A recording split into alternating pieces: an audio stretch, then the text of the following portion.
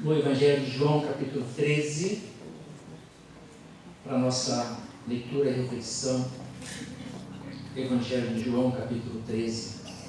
Mesmo assentados, mas vamos estar sempre atentos à voz do Espírito Santo. Jesus lava os pés aos discípulos. João, capítulo 13. Diz assim a palavra do Senhor: Ora, antes da festa da Páscoa, sabendo Jesus que era chegada a sua hora de passar deste mundo para o Pai, tendo amado os seus que estavam no mundo, amou-os até o fim. Durante a ceia, tendo já o diabo posto no coração de Judas Iscariotas, filho de Simão, que traísse a Jesus, sabendo que o Pai tudo o confiara às suas mãos, e que ele viera de Deus e voltava para Deus. Levantou-se da ceia, tirou a vestimenta de cima e, tomando uma toalha, cingiu-se com ela. Depois deitou água na bacia e passou a lavar os pés aos discípulos e enxugá-los com a toalha com que estava cingido. Aproximou-se, pois, de Simão Pedro e ele lhe disse: Senhor, tu me lavas os pés a mim? Respondeu-lhe Jesus: O que eu faço não sabes agora, compreendê-lo-ás depois. Disse-lhe Pedro: Nunca me lavarás os pés. Respondeu-lhe Jesus: Se eu não te lavar, não tens parte comigo. Então Pedro lhe pediu: Senhor, não somente os pés, mas também as mãos e a cabeça. Declarou-lhe Jesus: Quem já se banhou não necessita de lavar senão os pés. Quanto ao mais, está todo limpo. Ora, vós estáis limpos, mas não todos. Pois ele sabia quem era o traidor. Foi por isso que disse: Nem todos estáis limpos. Vós que chamais o Mestre e o Senhor, e dizeis bem, porque eu sou. Ora, se eu, sendo o Senhor e o Mestre, vos lavei os pés, também vós deveis lavar os pés uns dos outros. Porque eu vos dei o exemplo, para que, como eu vos fiz, façais vós também. Em verdade, vos digo que o servo não é maior do que o seu Senhor, nem o enviado maior do que aquele que o enviou. Ora, se sabeis estas coisas, bem-aventurados sois se as praticardes. Não falo a respeito de todos vós, pois eu conheço aqueles que escolhi. É antes para que se cumpra a Escritura: aquele que come do meu pão levantou contra mim seu calcanhar. Desde já vos digo, antes que aconteça, para que quando acontecer, creiais que eu sou. Em verdade vos digo, quem recebe aquele que eu enviar, a mim me recebe, e quem me recebe, recebe aquele que me enviou. Amém. Pai eterno, Pai querido, te rendemos graças nesse momento, porque Tu és o nosso Deus. E queremos pedir que o Senhor nos edifique nessa hora, através da explanação da Tua palavra, Senhor. Que o Teu Espírito nos alimente. O Senhor sabe das nossas mazelas, nossas necessidades, e o que nós precisamos aprender do Senhor, que é manso e humilde de coração. Nós te louvamos e te suplicamos estas bênçãos, meu Pai, no Teu nome, Jesus, nosso Redentor. Amém. É um texto bastante interessante e que queremos fazer dele instrumento da nossa reflexão. Nesse momento litúrgico que estamos vivendo, próximos aí à Páscoa, né? E esse texto está bem nesse momento pertinho da Páscoa. Jesus está findando aqui o seu ministério entre os viventes. Queridos, sempre pensamos na carreira médica dos enfermeiros, que é uma carreira de muita excelência, carreira de muito prestígio, né? Por mais que a maioria dos médicos não são doutores, nós chamamos todos de doutores, né? Doutor é aquele que faz doutorado, mas nós trazemos eles em alta conta, sabemos que eles estudam muito e que as nossas vidas muitas vezes estão em suas mãos. não só dos médicos, mas dos enfermeiros. Então temos eles em alta conta, muito prestígio. Mas poucas vezes nós pensamos, nos deparamos que nas nossas crises humanas, nós nos revelamos assim a nossa mera humanidade, nos hospitais, nos atendimentos, e percebemos que nós vamos nos ver em crise, e às vezes nós não pensamos assim, não agimos com essa excelência que nós enxergamos na carreira médica e da enfermagem, porque nós somos humanos. Às vezes nós não cheiramos tão bem, e muitas vezes nós cheiramos muito mal. E esses profissionais têm que nos tratar, e fazem parte da rotina deles, nos tratar nos piores momentos das nossas vidas, especialmente quando nós não estamos cheirando bem, quando eles têm contato com as nossas misérias. Mas ainda nós permanecemos com esse sentimento de que eles são profissionais, devem ser muito respeitados e a carreira deles é de muita excelência. A Páscoa de Jesus se aproxima. Para mim e para a maioria de nós, é um momento de muita festa.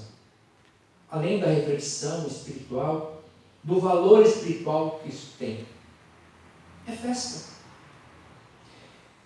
Mas para Jesus, essa em especial foi bem diferente. Para Jesus, esta Páscoa foi muito diferente. Uma festa que se transforma em dor, em sofrimento, angústia e morte. Momento em que o diabo se manifesta através do coração ganancioso de Judas Iscariotes. O gosto da Páscoa aqui passa a ser de traição, não de chocolate dos nossos tempos. Com toda certeza, desde a sua infância, Jesus aproveitou muito essa época de festa entre o povo, porque havia mesmo muita comida, muita alegria. Afinal, se celebrava a libertação do povo de Deus lá no Egito. É a primeira Páscoa, que quando eles saem do jugo de Faraó, é instituída a Páscoa, a primeira Páscoa. E aí eles pintam lá os umbrais das portas com sangue do cordeiro, para que o anjo da morte não entre nessas casas, em uma das últimas pragas. E eles são libertos, porque morre o primogênito de todo o Egito. E aí o Senhor fala assim: olha, eu vou escalar a família, vai matar um cordeiro, e vai chamar aqueles que não têm muita coisa, e vai se juntar a vocês, vão comer o cordeiro, e vai sobejar comida boa, um churrasco do melhor, celebrando a libertação do meu povo que me chamou, que orou a mim e pediu um socorro, e eu atendi, e usei meu servo Moisés para que isso fosse cumprido, mesmo o Faraó recusando por 10 longas pragas. Libertação do povo. Então, a partir dali é celebrado ano a ano a Páscoa, e Jesus, desde a sua terra infância, celebrava essa Páscoa com muita alegria, como nós celebramos hoje. As crianças ficam esperando receber os seus docinhos.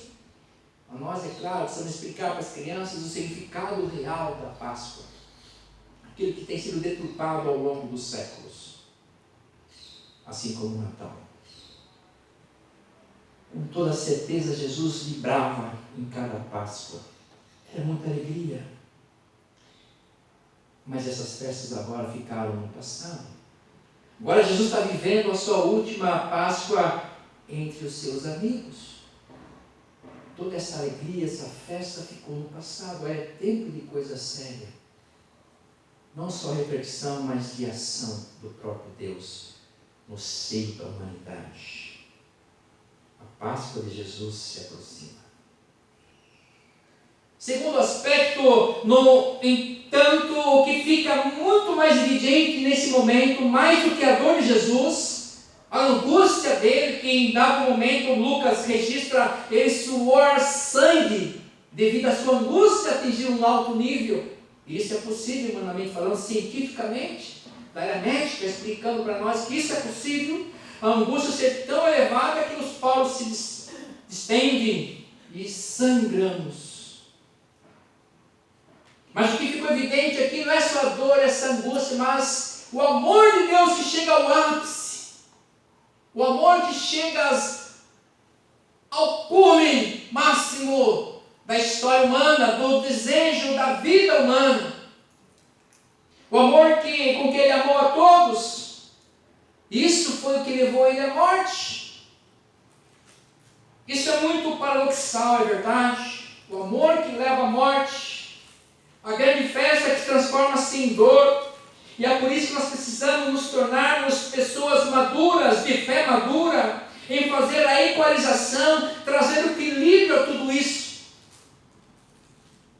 Não basta apenas sabermos o que a Páscoa de Cristo significa. Não basta apenas sabermos que Cristo foi traído, preso, surrado e morto, agora está mais vivo do que nunca, a nos dar uma vida e vida plena ainda. Temos que analisar tudo o que está posto diante de nós e ver quão grande preço pagou para nos oferecer a esperança de uma vida nova. Precisamos começar por pensar que o amor verdadeiro faz isso. Vai às últimas consequências. Isso só nos prova que somos limitados. Nós não amamos como Ele, não entendemos isso. O amor que leva a dor, ao sofrimento, à morte. Geralmente dizemos que amamos, e geralmente dizemos isso com muita facilidade e rapidamente. Sai com facilidade dos nossos lábios. E nós já vimos aqui, a palavra de Deus sempre nos confronta, é só lermos, estudarmos, meditarmos em 1 Coríntios capítulo 13, o que é o amor. É claro que é baseado no amor ágape, o amor de Deus, não o amor erofilias, mas o amor ágape, que é um retrato do amor perfeito, que tudo suporta, tudo crê, tudo espera. Mas é um modelo para mim e para você, de entendermos de fato que quando nós falamos, nós te amamos, eu amo você, nós temos que entender o que tem por conta, por trás disso tudo, o amor de Deus que tudo fez para nos salvar. E a Páscoa é tudo isso. É o amor que leva à morte. É o amor que leva à morte. Ele amou até o fim. E aqui a gente começa a pensar, como é que pode ser isso, pastor? O amor é uma coisa sublime, uma coisa gostosa, que traz prazer. É verdade, mas quem ama tem que renunciar a muitas coisas. Esse amor romântico, bonitinho, que nós sabemos, conhecemos, pintado em verso e prosa pelos poetas há séculos, não é o amor verdadeiro, que tudo suporta, tudo crê, tudo espera. Esse é o amor divino, que nós devemos buscar alcançar. O amor que se sacrifica, o amor que se sacrifica a sua própria segurança pessoal, a sua própria vida.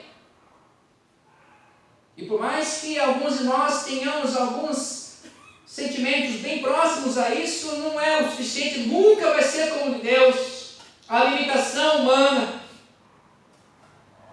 É por isso que nós entendemos que isso é muito paradoxal mesmo de fato. O amor que tudo suporta, que vai até o fim. E Jesus vivia esse momento. Nessa última Páscoa, esse paradoxo de festa, de alegria, de resgate de liberdade do povo de Deus, da escravidão do Egito, e que foi celebrado por séculos pelo povo. E era uma coisa celebrada e planejada durante o ano inteiro, e é muita comida, especialmente para as crianças, é muita festa, aleluia, e glória a Deus, e muito louvor.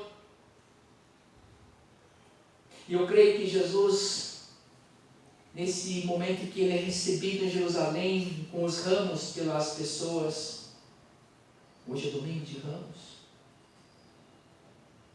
que recebem ele como rei, o rei dos judeus. Aliás, foi isso um dos motivos pelo qual ele foi crucificado, porque ele atacou diretamente o poder político. E o poder religioso, sacerdotal, fez questão de que realmente essa fosse uma das acusações, porque ele fora julgado, condenado pelo Império Romano, que só o Império Romano poderia matá-lo. Os sacerdotes quiseram mesmo que ele fosse julgado como rei dos judeus, porque assim feria o orgulho daquele império. O imperador era o Deus do império.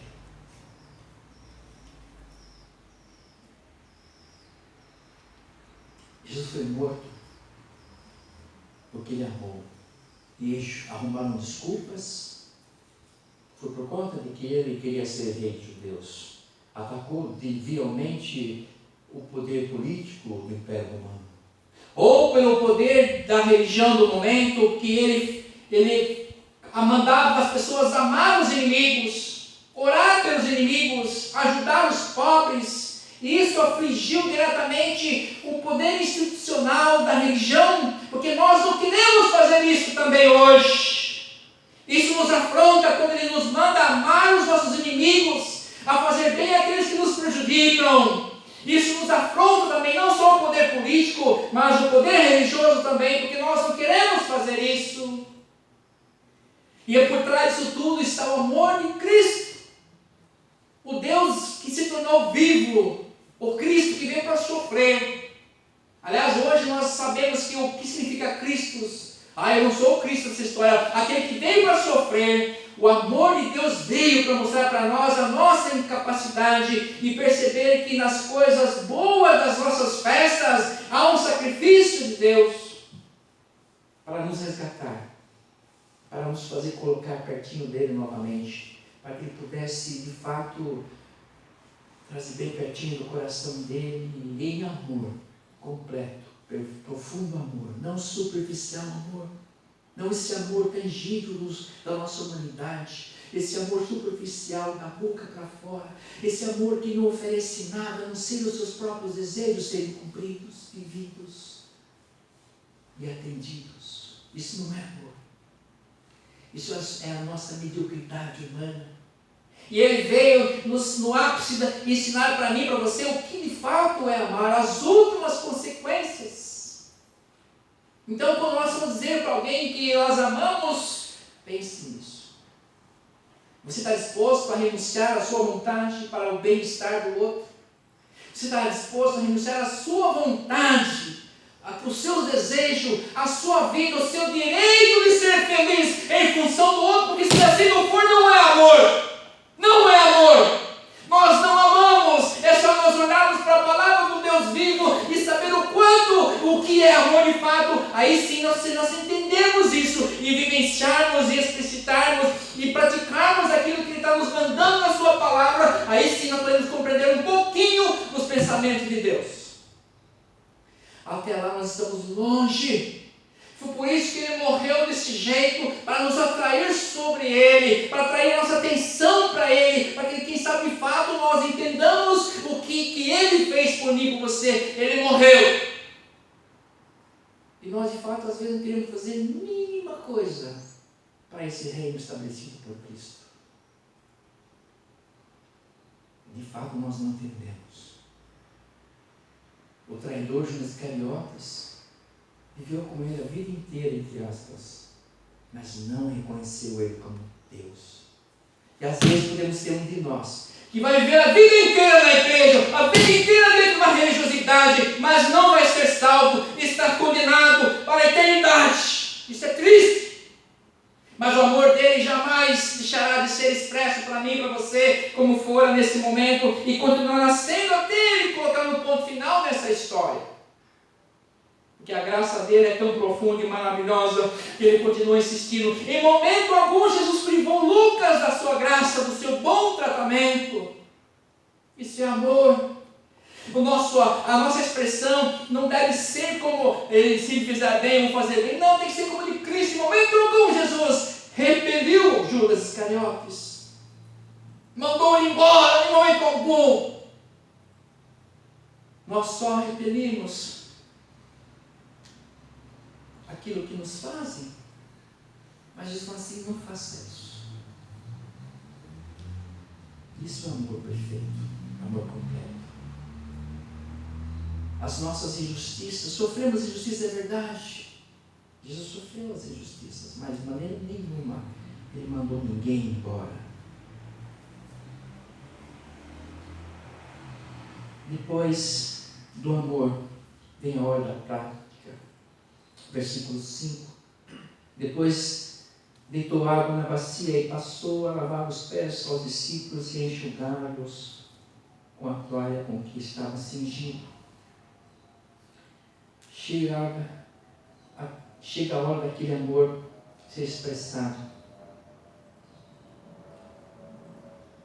Acho que chega um pouco desse amor tão cheiroso que nós gostamos, esse amor superficial. Acho que nós fizemos na introdução essa analogia com a carreira médica, a enfermagem. Chega desse amor cheiroso. Somos frágeis, os nossos relacionamentos são frágeis, nossas posturas diante da vida, diante do Senhor são frágeis. Hoje Jesus nos convida para a prática da vida cristã, de agirmos como pequenos Cristos de fato, a nos limparmos e também a limparmos uns aos outros, lavar os pés uns dos outros. Hoje o Senhor nos chama para que nós lavemos os pés uns dos outros. E nós não devemos lavar os pés só das pessoas que nós amamos, queremos bem. De papai, de mamãe, de vovó, eu vou lavar o pezinho do filhinho amado. Não é desses. Ele quer que nós lavemos os pés dos mal cheirosos, das pessoas que nos afrontam, das pessoas que nós não gostamos. Isso, Ele nos desafia a isso hoje. Isso é amor. Às vezes não queremos sentir o choro nem do que nós amamos, dizemos que amamos. Imagina aquele que te afronta, que te desrespeita, aquele filho mal educado, que te xinga nas redes sociais, que afronta você, que não respeita você como seu pastor, como seu avô, como seu pai, como sua mãe, como esposa, como esposo. Às vezes tem filho que tem que pegar a bacia e com a toalha lavar os pés dos pais que ele tanto ridiculariza por aí. Nós precisamos parar de viver no mundinho e faz de conta. É tempo de lavarmos os pés de quem de fato nos afronte. É isso que Jesus está falando aqui. E Pedro vem com a historinha assim: ó, João não vai me lavar os pés. Jamais. Pedro, se você não deixar, você não tem parte comigo. Aí ele mudou de história. O Senhor para levar a cabeça, braço, mão, inteirinho, Jesus. Virou piada. Claro que Deus tem um bom senso de humor mesmo, é verdade, para ensinar a gente que às vezes não é piada. Jesus está nos mandando lavarmos os pés uns dos outros. Foi isso que matou Jesus. Os religiosos jamais conceberam que eu tenho que amar meus inimigos. O Império Romano que nos aflige, que nos tortura, que nos cobra impostos altíssimos, tem que amar eles e orar por eles. Não só amar, mas orar por eles, para que se encontrem com Deus vivo. Isso é amor. Nós queremos vingança daqueles que nos perseguem, nos prejudicam. Nós precisamos nos converter a Jesus Cristo, ao Cristo do Deus vivo, e orar pelos que nos perseguem, amar os que nos perseguem. E lavar os seus pés. Pastor, eu achei que hoje ia vir aqui, já teve uma bênção, sair daqui com uma chave, um carro na mão, uma casa, um apartamento, vai sair com uma toalha no vou aqui, uma bacia com água limpinha, para lavar os pés dos seus desafetos. Não é da família gostosa, cheirosa, amada. Depois tem um macarrão gostoso com franguinho. Não. Vai lavar os pés das pessoas que te afrontaram. Que você está por aqui, ó. Que às vezes você quase faz a oração contrária para ela.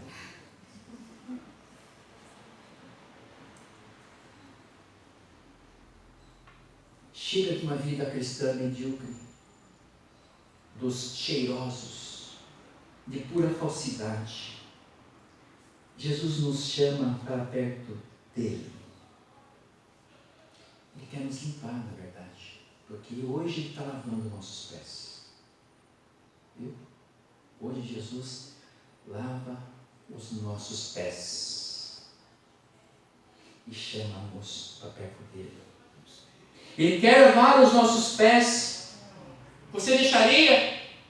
Eu acho que nem Pedro, pé, cabeça, o que o Senhor quiser. Está bem limpinho. Pedro não queria se deixar ser lavado por Jesus. Pedro era muito crítico.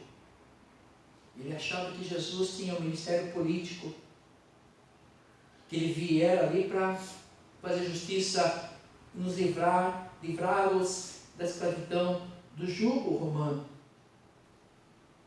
Não foi isso não. E aí Pedro criticava todo mundo. E criticava todo mundo, a liderança religiosa do seu período. Ninguém prestava para Pedro. Eles falaram assim: Pedro, é você que está sujo, eu tenho que lavar seus pés. O meu reino não é desse mundo, o meu reino é outro reino. Eu não estou nem aí com a vida política deste tempo. Vai a César o que é de César e a Deus o que é de Deus. Você precisa mudar o que é meu. A começar o seu coração, a sua vida diferente. E vamos lavar os pés de todos. Inclusive a começar do César. Do César até o mais pobrezinho. É tempo de andarmos limpos diante do Senhor, em perfeita obediência e com atitudes que sejam com aromas suaves em sua presença. A nossa vida a mostrar Cristo aos outros. E quando nós nos aproximamos do Senhor Jesus, Ele nos purifica, nos limpa com sua palavra e nós podemos nos tornar cheirosos na sua presença dEle em nossa vida e chegar com um aroma suave no seu altar, com as nossas atitudes, com a nossa conversa, com a nossa vida, com o nosso testemunho. Não apenas mero culto, mas com a nossa vida possamos exalar aromas perfeitos, maravilhosos, que chegam às narinas do Deus vivo. Por isso Ele quer nos limpar hoje, nos lavar. Jesus continua nos purificando. Esse é o efeito da sua palavra, a nos purificar, a nos colocar perto dele, cada dia mais cheiroso. E não é perfume francês, nada disso. É nos libertar dos nossos pecados, das nossas vivências de falsidade, desse mundo tão cheiroso, mas que para o Senhor não significa nada, ou quase nada. Hoje Ele quer nos limpar, quer nos lavar, e quer também fazer de nós instrumentos nas suas mãos. Ele quer purificar vidas através das nossas atitudes.